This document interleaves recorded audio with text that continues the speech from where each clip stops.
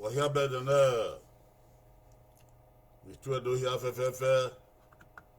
Do the road work, we do the risi. Walareo was Kukuna do Gosa. Wahia baby de Wahia Titan Epae. Agatan Fiala Ro Samu. Agbonra Vwani Emi, Bowe no Nyama. Zebe na Mewegwe Olokun. Wahia Sikoko, ke baba ki ye, ke teni pe atemniku. Wahia tota de magneru gosa, mawe gosa.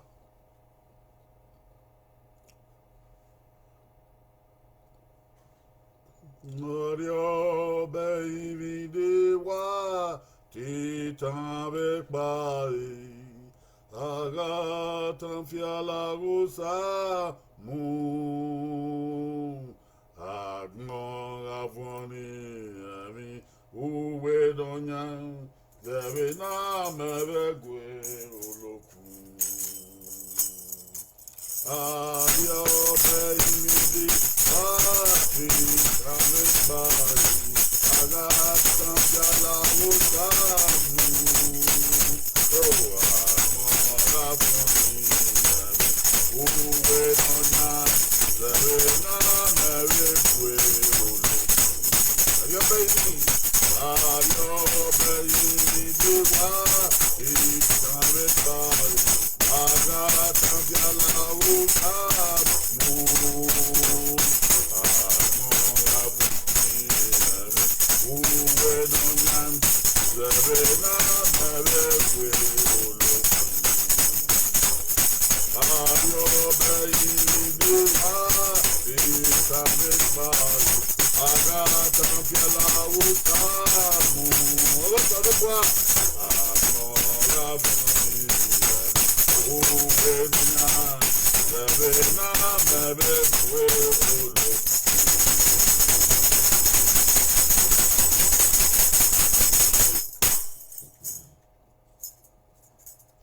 Oya bokin o. Oge ugame. Oge do ajena. Ugame ogo sanobu andazi. Maya neru ma ati bedon wan.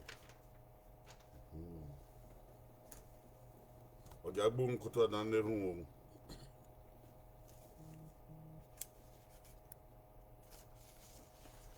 Ninira kibogo mo kibogo sanu wan. Nonya ma sanobu awan.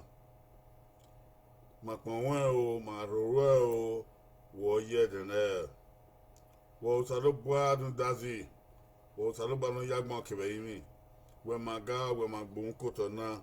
We magongie we magate wo ya sededemende. We maneru ge sanobu ama. Imakwanwe ti marowe hunda oye we. No yima uwa pa we amaze we. Rundo ni ma ero ne gbema mama iri egbema adi agbon na wo muhen wo fove o wa agbon wo we ni mamu di anu agbon kire yimi magaga made baba gele wo ya bebe he wo ya fe no bu nkoto wo pen eze ogolokun be yimi mo di pon ke wuro na de won ka son ke baba la ho da ba me pon me wa o sanera won ima ati eme no nwa nwe ima want ran to ma nwa no ni ma ne wana gbon la o geme he di abuwe ko e won geme he di awo ri won tu we gbe me na yo to ma ya le lupo wewe la o ma won ne egi ma se bi bi je e ma gbon ti gbe o e ma gbon ti gbe o e ma gbon ti gbe o la o ri pa we ma make na kan pa egi ma se bi so lo ba ro dua we a pon won ni afiangbe mma ya afiangbe ebo won ya afiangbe do ya afiangbe won otagbon ya ni ma won fun egbe ma won fure ma ga me elekati ni ma won nye mo gagbon ma make na oda na ala bo wa ti agbon si kokonu do bo yan agbon aye kimma ba no ari kwari obare ni won ni eri o ga ye o ma no bo we ni Jesus Christ no nya ma isa Wese wahia gwe isa o isa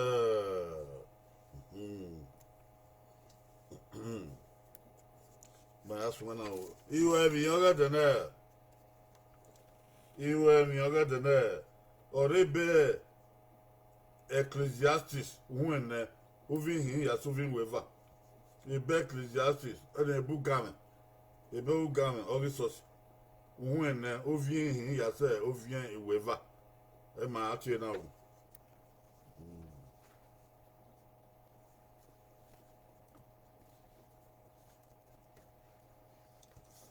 Oya fe wada ho eke ni do do ri aye we do do be mi pa no uyi no da ho wakaka bona o yo to iwano fie okoto hian wono fie oka o hian iwano re o da we wina ka bona o yo to ni ya da ho do ma sa ti be wina ye da ho Ebu Gavin, Ecclesiastes, na Kuvin hi asi weva. Okay, well.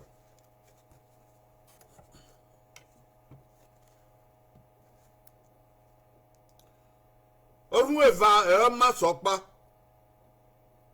Fun da ya mi ori enwe na rin a. Fun da ya ra de.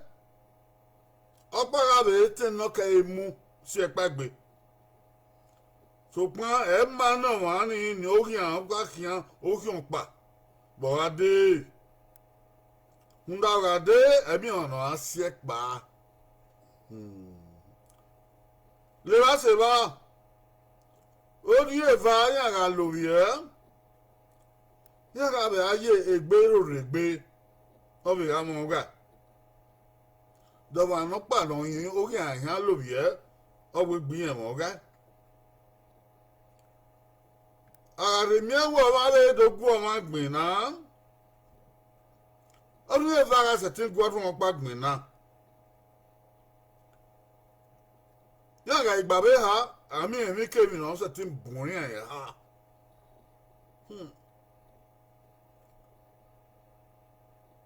Ya, ona vi weva. E ma ti e na. De lo ron pa na bun yan ga de dogu yan gbin na. Olu e vaga se tin go on pa de gbe na o ma ka ma se tin bun e ra no e ha na gba e kugbe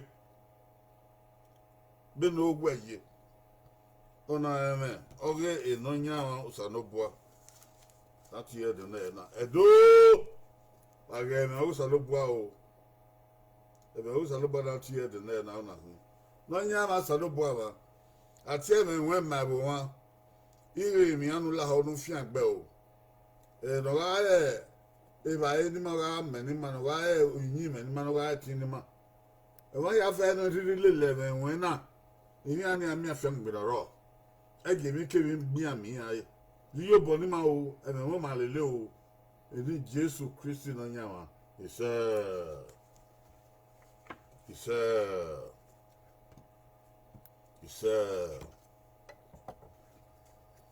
Akon salo ba ye de na. Na kon salo ba ye. Evi no rie di man mari nevo. Ai da ho. Be benati na. I wasu no la di abo na ga e. I wasu o de na. Orun eva. O ma se opa. Orun eva. Ma se okpa orebe Ecclesiastes hu enne ovin orun eva ma se okpa orun eva ga mudia orun eva ga tota orun eva ga wina orun eva ga loviye orun eva ga ziyo ma se okpa we ne beno wan kai Devi ke vient mangbon. Eva manse okpa habe moania. Habe moania. Amen. Iwasu enanyagie. Enanyagie. Ni agwa egwa eso e ma manedo. Enanyagie. No ya die ma we Evi na oma se noke. Evi na oma se noke. Aga vie va yoto okpa masokpa. Okpa no maseni me haje enenyo ge ya wi gevi ma wa ya wa su ma wa ni ma ran to enenyo ge na pa o ikata mu wa uzo leva no gbera ni ma kata uzo leva no gbera o ewe eni ogesi o ma sefe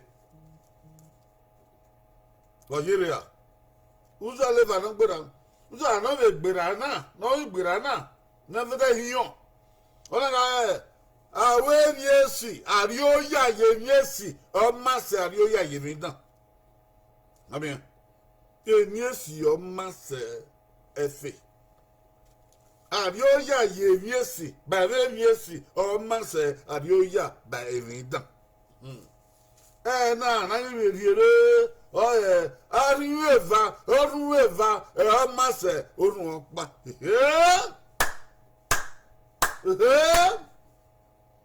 no masse na ya wasu enenyo geno haya wasu mama na do di magwagaze wo sege na danse no masse o ga se do bo ise wa gbise yo no masse o ga si mabo ise mo tag mo ankin ase eyi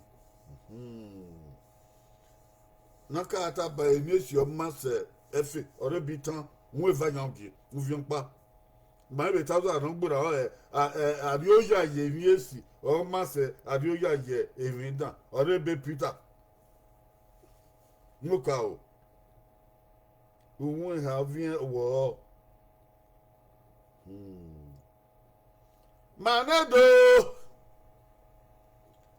Oge na ma gwanya o ewe anu eva masa run opa yoni yi mare manado we run eva run eva o masa run opa o wa ni tan manado ya yi wa sori bo ya de gbe muore ba ya we are oge do oduzo olopa izo live no de manado o be tai well o ki opa uyi okay go the Bible time ada ho the Bible time manado we o ki on pa won yi manado be ta we o run on pa mo kian manado be ta we o run on pa zi o wa ma weta we ami orun won pa be o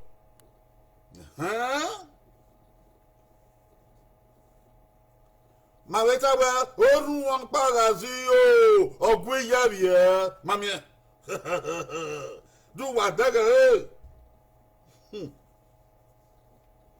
ma weta we orun won pa bo ere no ma we ya he ni we orun opa ebi mana yi ma no ko ya he otun pa eni orun opa ebi mana ho ma we ta we orun opa ga ma e gbavoye ko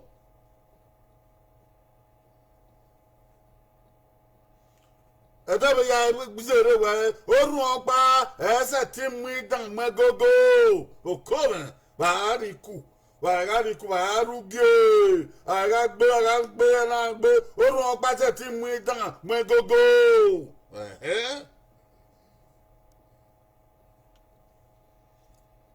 Bo we bo ebere we orun opa e ko da o se do orun pa ko da o se do ihe amuye do emi na ya dugie amuye do emi na ya yi mu han be gba amuye do ara la e kian orun pa se ti wa ko da o ke ki yi ko do se do ko Manado Beba, everywhere, Oru Pamanya, Emata. And I got one yam.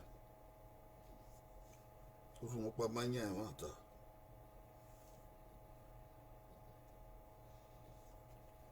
Manado Oru Pa, do.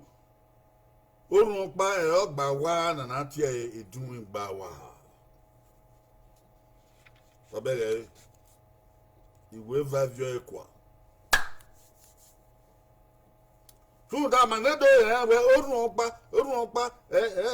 no di okeke na bo aye orun pa awo yan pa man te mu gbo ozole va no gbera ozole ha no gbera on te mu gbo orun pa ahun na gbo bamba atin fu e egbe wo e ohun e so duku fo egbe wo e na mana we ta we amuse orun pa ahun na egbe wo e ara muse re gba wa dun e va ni e ha ni na ana certain win na so ta de gbe na wo ma we jari ku we give you mana we e bi aleke na de ya ga civil even orun pa ga se pe yo pa be ye e be ki don se don civil ni se egbe wo e ekulu of one evi okay ya muse na ti bi ki ku obe he bagbe abi ya le ko be bagbe yen na ya koko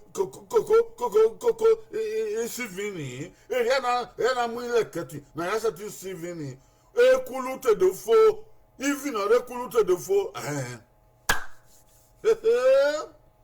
ọpẹ ni manado emi na akokoru we no mase we no fun opa o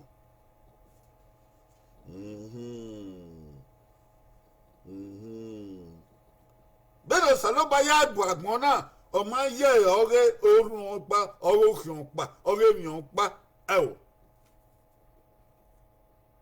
o èmi ya fe do sayi wa re eveva o salo ba ye mi aye o sanayi osana pama eveva oye evi ya osana pama eveva oye mi ya evi ya wa no eveva kakabo gba okoto eveva osana ba ye mi ya ọmọ yẹ bi pọ pakẹkẹ abẹ na Yesu ku no ya tie ebe ni atie ohun magbon na chemistry no tie bu ohun magbon ya mie we wanta no eveva evi yaki no nado amuleketi. People who are vast in chemistry, they know that one element, one metal or one non-metal cannot form a compound of its own. The metal must combine with the non-metal to, under certain circumstances, to become a compound. And all things in this world are made of compounds and molecules. Oh! If you're Panama Dago boy, or Manadi Obe Bagbe, as a team Muleketi, as a team came no coco, no gaya with me. You are not Chibi or Cavidio. You are not Chibi or Cavidio, Oginoa. So, man, your papa, who give in Sarah Yagu. If you have ever Yaku. If you come, you say, with me. I'm here, Agmo, I'm here, Evagno. Oh, I'm your son, I am your Ava, Gasson, or Hiva. You know, I'm your talk, I am your coon. Go talk, coon, a vagino. Obawa to book a canoa river, goody video. Oh, Salabara Vieva, oh, talk. Oh, I'm your have a milk woo. Obawa ye had a while, a yagi balaka, a yaviana, a we have backbone, a yagi. boloku oh nsalo boari ye o yo pera do yoko adogwan kan ba e no salo boagwe no ku akin magbon ebi no Moses ebi no Mase o mame no ro iye no ro efi no ro ogo no ro uyi no ro no saye bo ayagbon n yoko yi no ari ogbon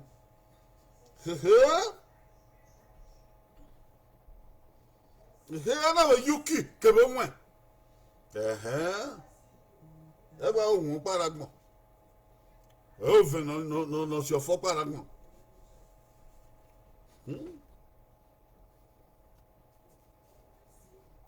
o ve mo gaga o ki ye kwere oh ana yugbo ana yogo abe nyugbo na do myogo eko nu gwo anu ya gbogbo eri ohin ma wa aye kin gbeleze tete uye na gian ya wa okun ye tete ede hin ma ye we gbe de we na be no evio na be no keke obi do kin go eri ami ogwa kebuda e ya fe na wa no we gbeleze ama bi e o ave mi ogwa be zeko ogwa ave mi ode na e ala de ogwa ave mi ode la ogwa kebuda eri abe mi abe mi ame ere ba me aye vale ba o to pa we ere pa wa no de ade de mi ame na ya le ege be defio to ko verio e va bon e veva e o salo ba mama Salaba yo pia o ya gbon ya fe fune o yi ran bi fune o yi to bukun fune o ye an ya fe fune o na do yi ovan o yi na ga o pia gbalaka o na o pia gbalaka e bo mu he mu eva o vie varabugi Genesis 2:18 o bo mu he mu eva o vie varabugi o na ka be ma we and God said it is not good that man should be alone. That's a lot of things. O man keke no o piana ni o pa be hie wa aro. O man keke no piana ni yi na ni o pa be hie ga aro. No baby emiyo. No to yo ni o pa be hie wa aro. I will make for him a helpmate for him. May I hear o ma we he de by no ga yobo ne. No ga chune no ga sioide no ga mo oh be no want me ma wo salo bodan do rie adori ubon ko pa la dia we fe o pia ona do ma ona do ya yoko o salo ba yoko ona ye kakabo o SSNC o ko ba tuta yoko o tuta yoko be na yi ona ye SSNC ebi na ma vio yo pia ona vio yoko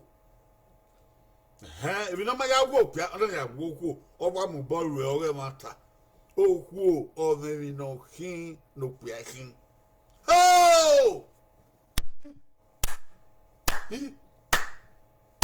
o ku me no hin no pia hin o pia o pia o sa lo ba ma do ma do ge ori yoko ona kaka bo yes be do we o ha me agoku na odo wa gbo pe ana o pe ka yi to ko yoko ona je be do we o pe ani seti ru o ma mi ko ni egbe ege mu yi o ma le lo ko ni o ma gwa lo ko ni o ma ga won ko ni o ma ga se kegbe o ma ga ri ogo ne o ma ye be o bo we igbe o sa lo ba yoko no ga eri pataki no pe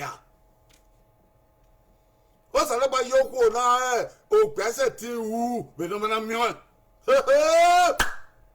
ado a we na u we hia u eto wogi inu sale ba yoko nu ba we ge sien ge le e ba fi beleku eri be no ko be no sale ba yoko we no wa kin no pia e mu afua afi ekegbe ge be sien ebi pataki sare bo yoko di no pia o de nta bi no wan we eva yen we ni agaki eva ni o ma so pa Salaba Yopia, or Gayana, or man or Okumpa. Ona do Yoko Bae, Ona do Ribadian do Bareva, Ona Weva or Masopa. Comme on a mon yasu for one. Opera Gualoco, who come and you one. Casson Kevavan, Opera Gualoco. Amamioko, big yamu ye, Beno Salaba ye, Eodic, Wagay Togi. Wagay Sien. Wagay Muye Kevin Ladian. Beno Salaba ye, no, Uwe Yan Denya, even Salaba here. Uwe Asie, even Salaba here. Amamiau, Eoko Hinopia, Edios Salaba ye. Oh, Bopia, but that one have if you have a bar, oh, when I about oh, Piano, you go local here. Planning to boy and we have my work back. Planning to boy and we have my work coffee. Oh, well, local here. No one back, but a young bar. Only a va. If you start by yet.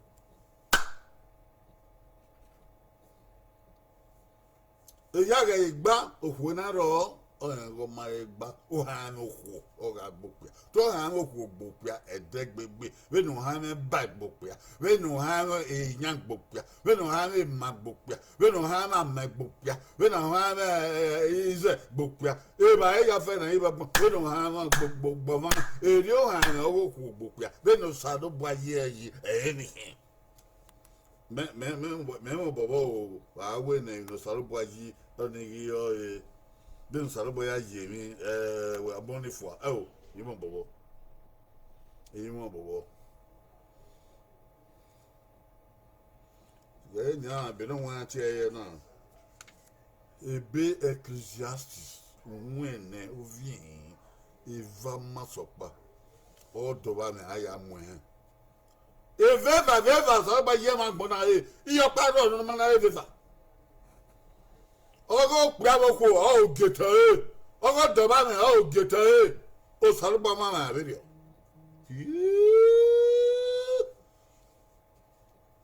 Even now, no cocoa, oh, Munya beware, they were now well, Prakum Gualoco. Even now, no cocoa, Munya were beware, they were now Gualopia.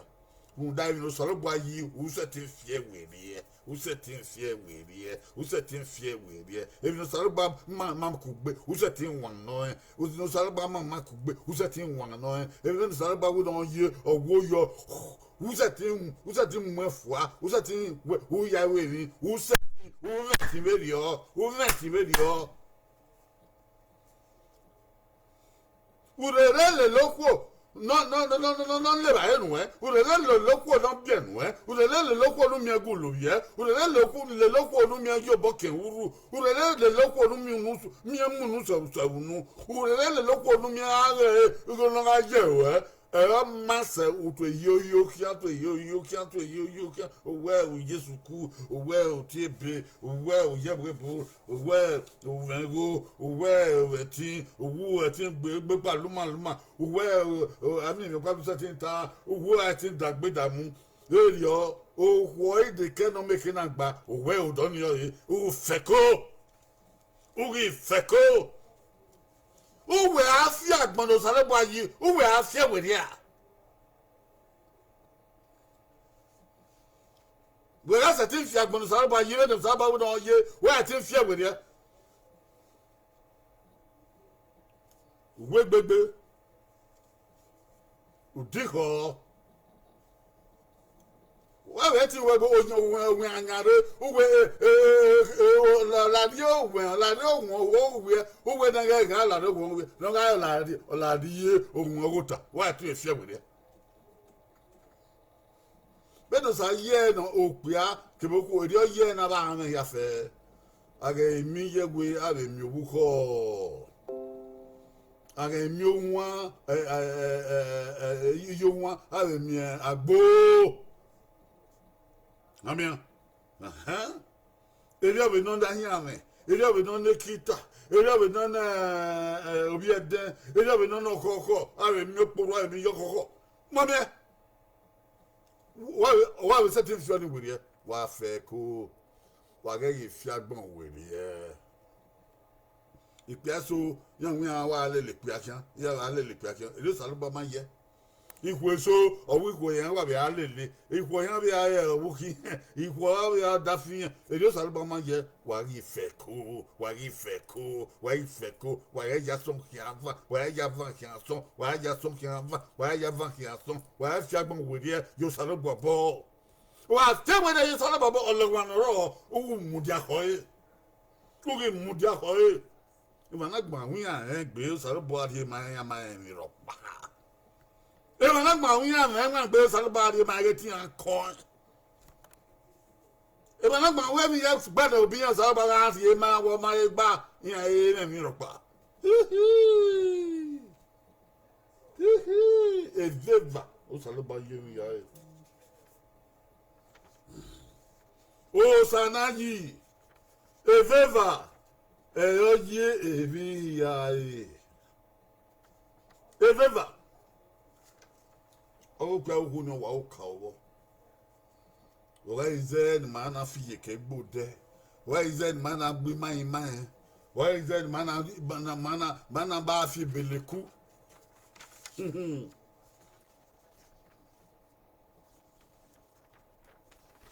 o ma wo pe a ke bo ko ayi na gba o ma wo pe a ke be oku ayi na gba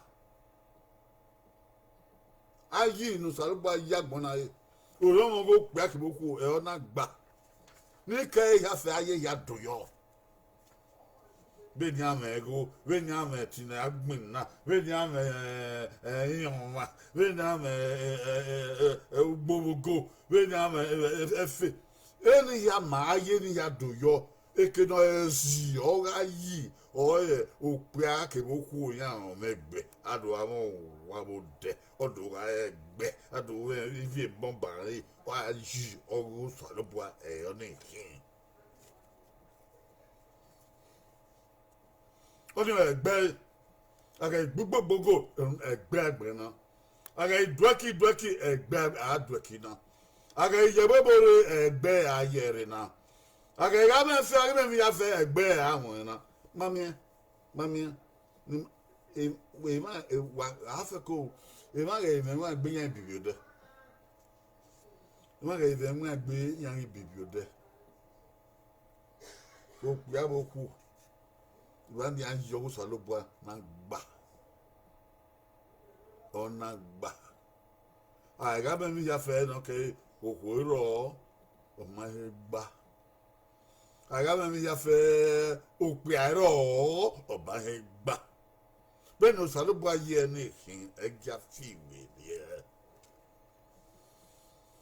o ma o kin me e don do kin ope aga kin yo o kin me kin o ko aga yo o ko me kin me kin ope ani no kin o ko no kin asikoko ona do apa ana do amile ketin be no salubo ya yo ko ope a ejo ya yoku we na yoku e ya yoku ya aga evi no gboku ana evi o do ri ebe evi no gboku ya ana do opa eho opa oho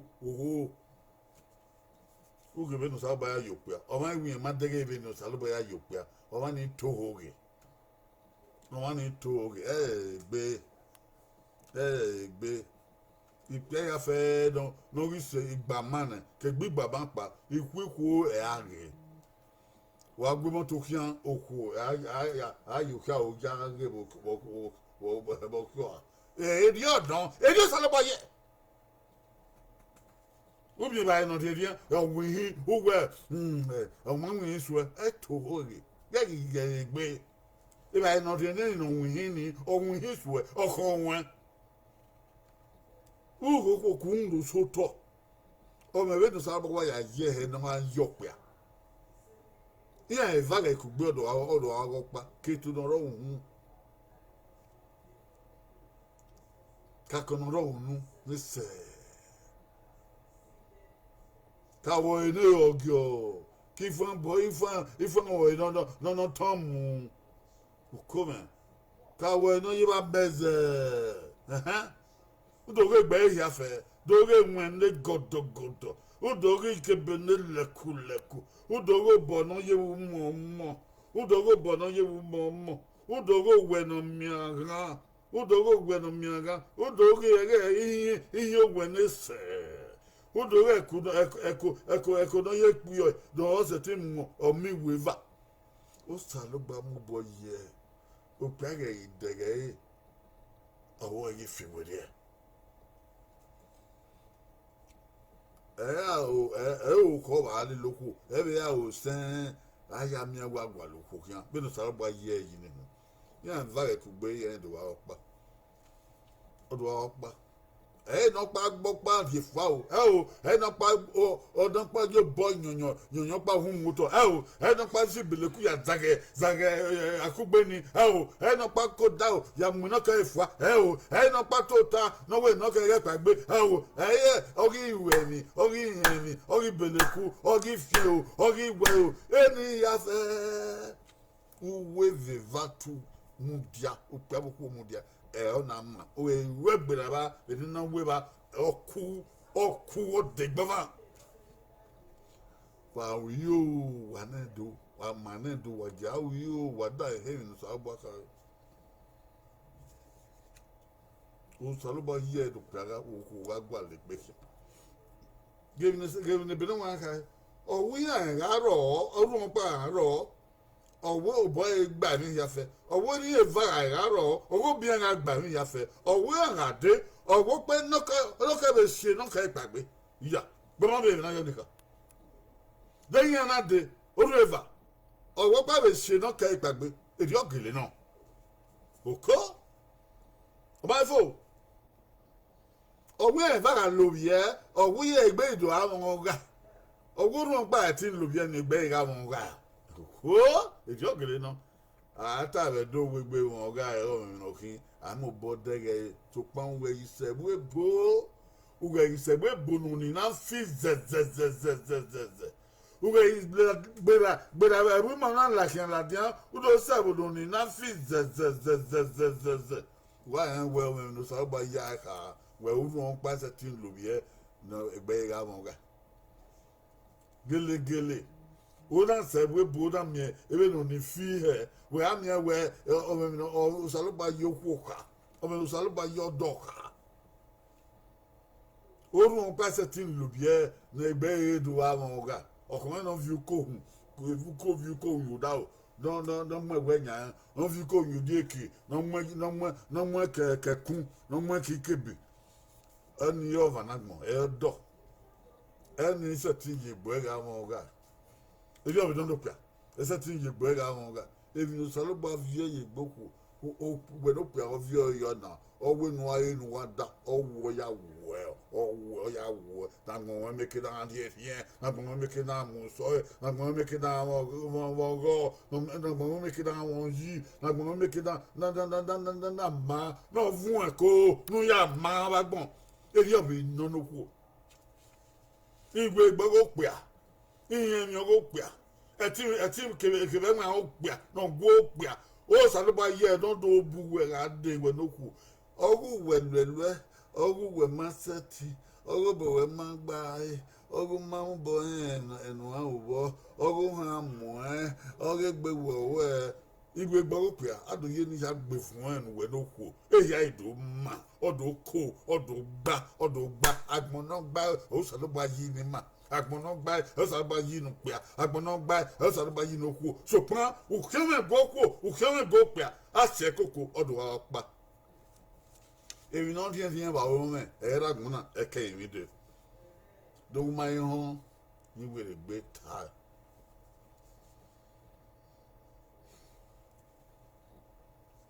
ebi no tie ba o me era gbon eke mi de run dabo eri osaluba ma betele ga na bwagun o yo pia kebe okwo aji na gba aji oni o oyin ma gbona aji na je gbona e ba na gba o e ye yin wa de up to ba ogo oko eri owa na o ki on pa ma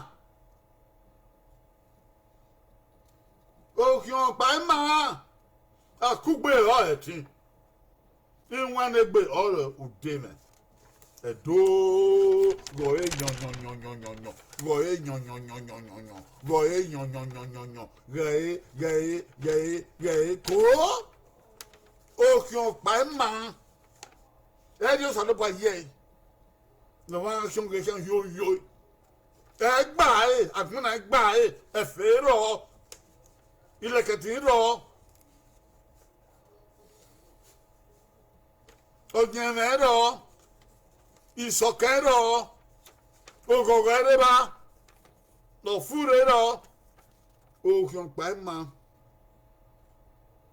wo pa re dueki won wa gbadu e o afelu de mi ona go ero mi ona no we dege ekidon na kulo u dege wo pa dege wo pese ti yen ya wo pa re dueki yo obi ra bi yo gbagbe yo bo kan won gbagbe yo da fun gbagbe akugbe o etin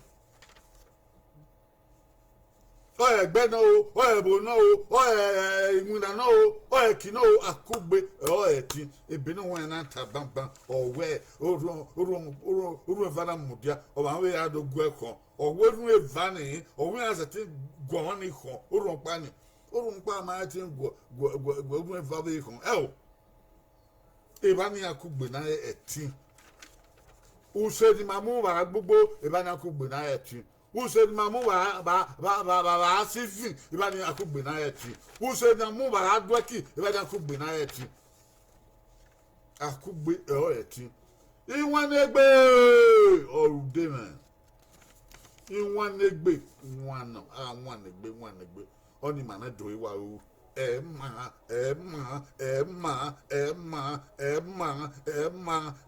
bahinho Emma iwan egbe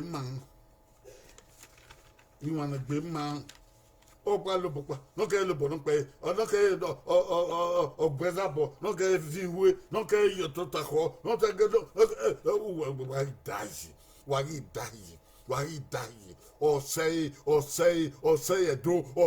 edo, inwanegbe, anwanegbe. Emi na akoko wa we aga u do nwe dan la tiam, u do nwe dan yo, na hen na ja koko u. Gbe no mu ere ni o salo page we. Egbe me, ekino amu gbo. A cooperative, yobo, no mubo, Edo one, Edo Zagawa, Edo Kunu Pamisikan yo, Edo Te Mangiau yo, when don't know those Zagani or Salabago. We are Seko Kobi, Egba. If no Salabago Wabek Beru, wait to Zagawa, oh, the hour, 1 year was Salabago. We are Seko Kobi, Egba.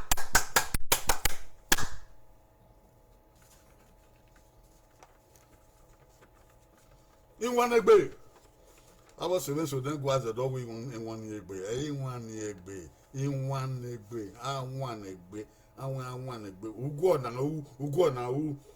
I don't get an ansiko, and I can ask you, Danako Zio, and I can now win Yafe. And the Baba, Badak Mode, every Yafe, what about very and get a guy. I can't get away. I can't do me. I can't do my fair co. Diho. I got to get me, Baba no guy, what an hour guy, the Baba side guy, and the side our guy, open no, again no, Bedino, our guy, ya, yare. Guy, again, not Shekoko, or no Shekoko, when one soy, or no Shekoko, when man soy.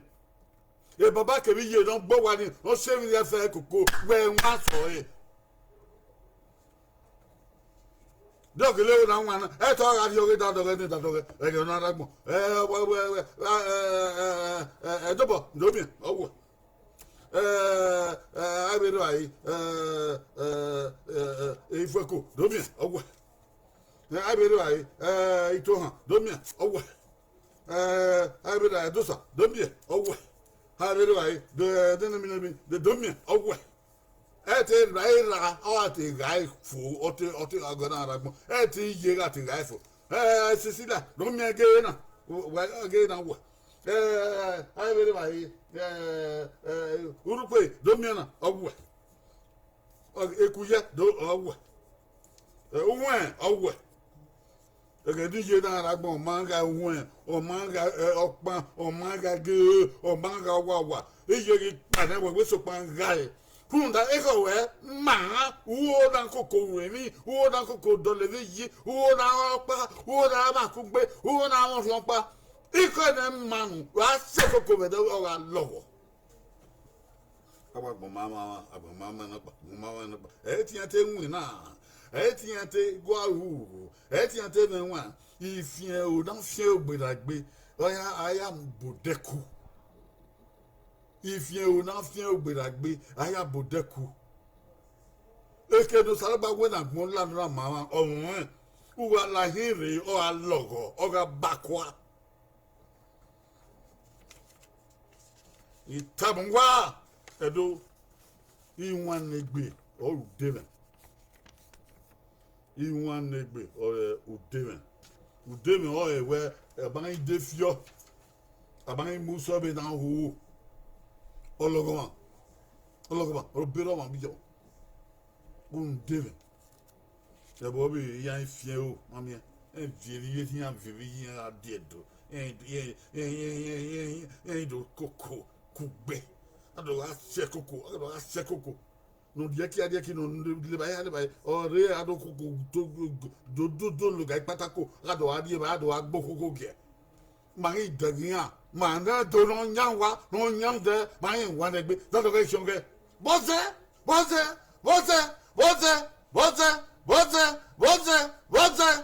yi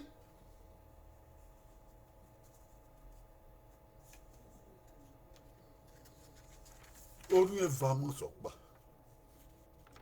Orun eva o ma sopa. Akugbe o eti. Iyobu yobo. O na gba e. Orun eva ma sopa. Orun ha ma sopa pa. Orun no ma sopa. Egbe ma se da odore. Ebo ma se da odore. Akugbe o eti. Iba na mi yobu yobo.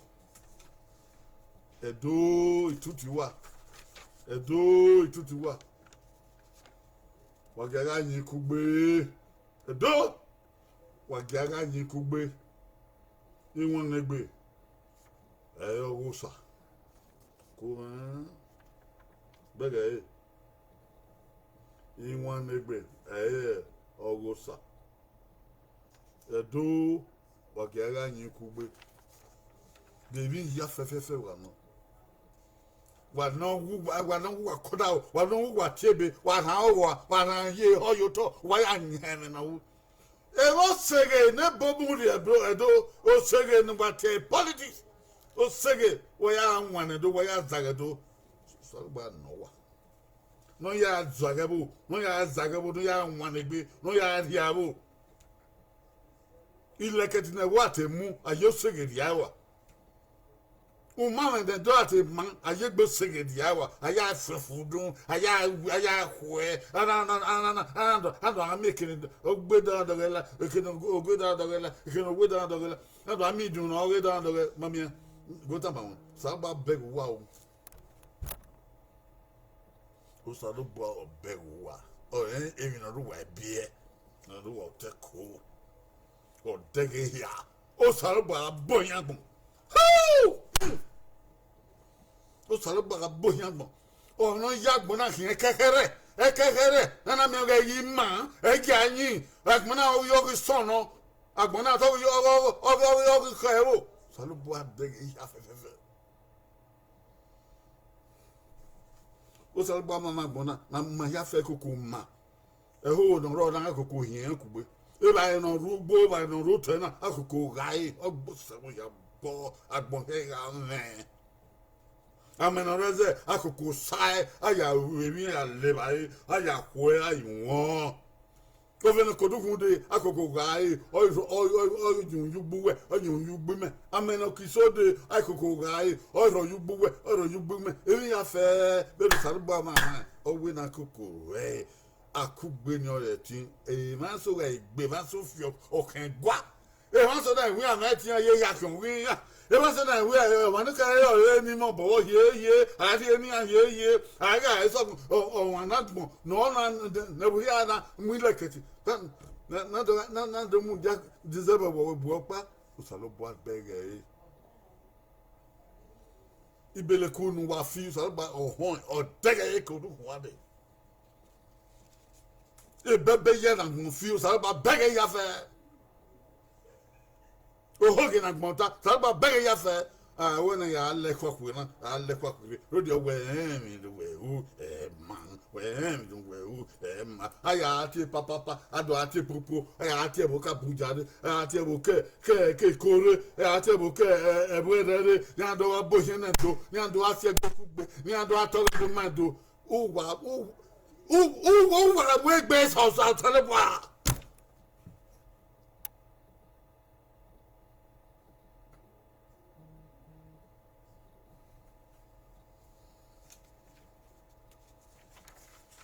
akugbo ati adi ato di agun na agi agbale ebo be no ma be ma be ma da be ma ya gbase sevana he aboni ado abo hin no ma eri eni gwa eni tu elabi ezo eni tu elamogun eni tu elabi esa eni tu elaloke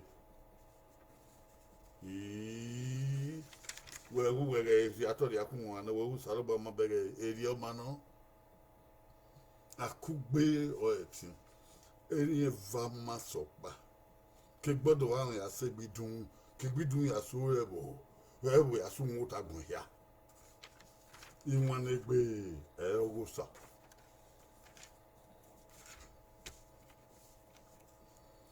tana umodo uri okwu mari okwu uye obenu ya zage mi osalobo mama no saraba mama kotoga de uye benu ya nwano benu ya tia ya wa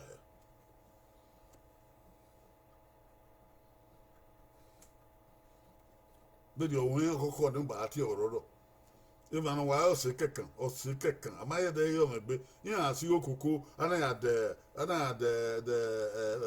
animo aga ki animo ni la ladian amaka mu wa we o ya ni no kin limo da ya to ba me ade ni o ge no no to la dia aba en wa yo megbe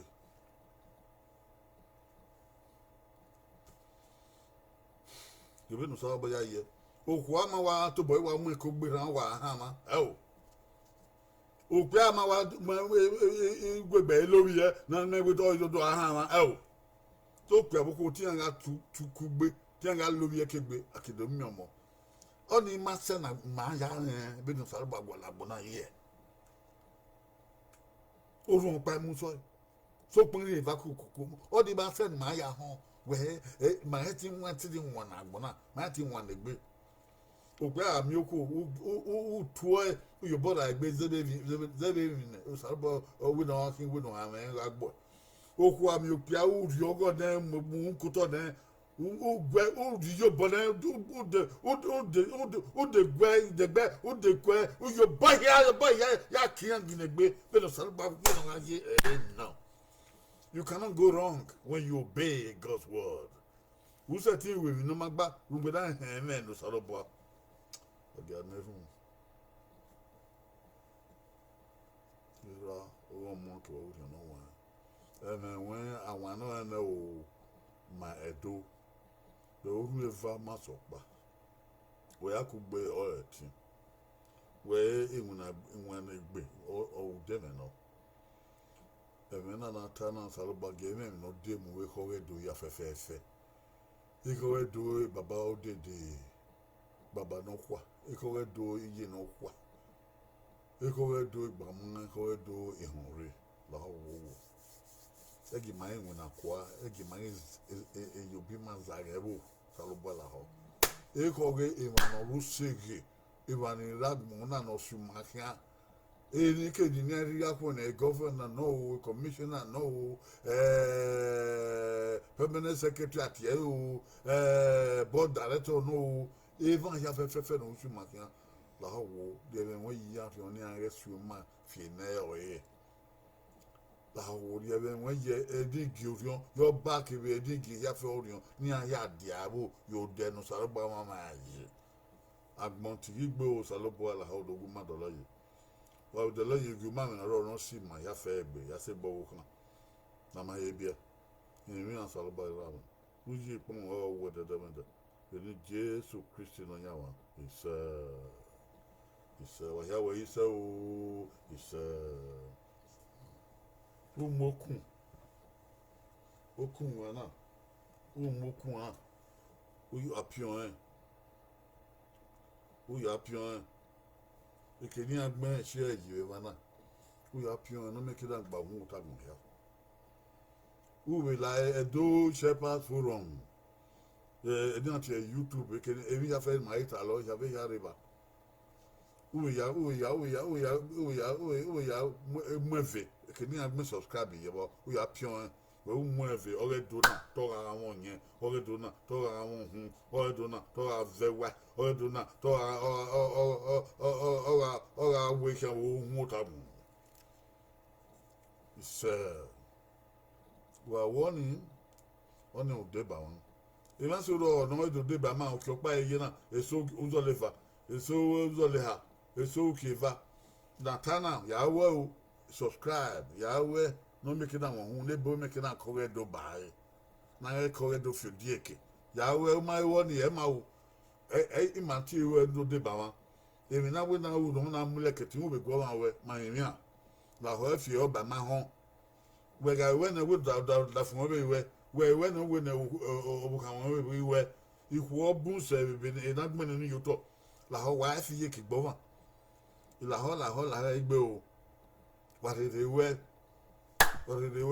wa be wo ri man on ma sa ba be fian bo we on no ma wa ya no ri edegbegbe na do atore do na wa ma wa gbon afian gbo so lo ba go wa ro ko wa ke bo de ebi ya fe no wa ga de fi on wa no ege wa mu ya wo re do o so lo ba afian gbe no wa eni wa te ni wa ko wa la re o ope ma ke tu wa la re o wa do a ro re do na wa do ada ho re do na wa la ho no re do a ma ye wa re fi ye ke gbe ma wa re yi no pa mi si kan ko mi ni ma wo na wa e kan o re eni wa e kana o jo we ni ge e jon lebo wa do we pase yo wa we do fi yo boyo no re do we tonton re no re do we ama wa ga do si okoko wa ga do si ekoko wa ga do su yin ekoko ebi ni mama wa ga do si ekoko na na no keke no na sagun yabo na bo na mama o do ga agbon ama do we ni Jesu Christ is o ma we kin ya ko na de Friday ni ma do to o ga do no rien o ga re o ga do so ba de ba wa ya o we ya do wa o tu ya o ti ma ko hige exama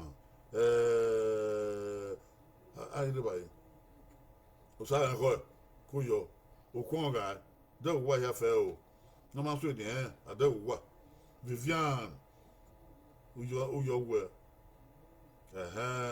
o de are de gbegbe ya ko ibe no e go na ya we sa ko he ita ko yo o pure brilli e la me obukan o me ka ni woni de de bi uyu wa me o wa ya we ni ati watch party de bi wo padere watch party e bi na wo ya sense u tabo si we ke wa bo to why do ko go we be bu kun we o de watch party de bi wo si na we de yo uyu we wa me afiangbe Mary Amadasu we me ita ko yo wa ya we watch party anti e ma o si we ke wa be to o wa pa yiri ba we adi e ma ya no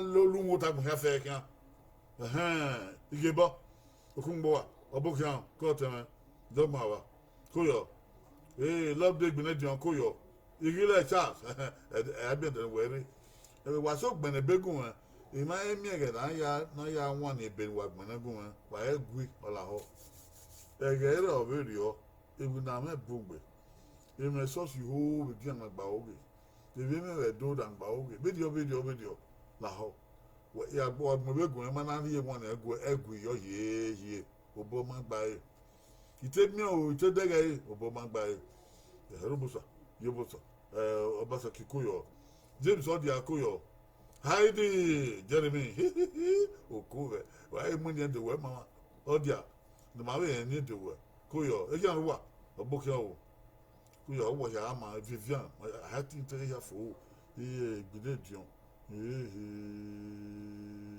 me ma de o se na ma mi isenyo gi o to ta ya dan heaven mata na salba no muleketi yo wa ti ma bagbe ba honu wa yi sen ma honu wa uyi 200 ibon do agreement matana wa hon we ku ye okun la ho ge ma be we do be dans le Switzerland il vient de dans Australia il vient de dans Italie il vient de dans France wa vieux guian il vient de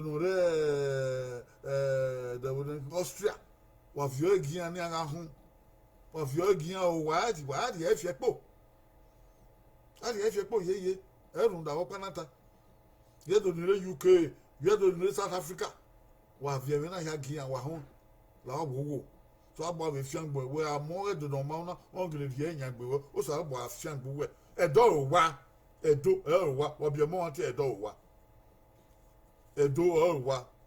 e ma ya ke ladian akedu ari ewebo efiye ki gbedo ebu ore baba obi ye kori ohun ewisi iye confia iye ke oselu onwan afema afiye ke gbian ye koyo degi are ma wege do are kedu ye na iya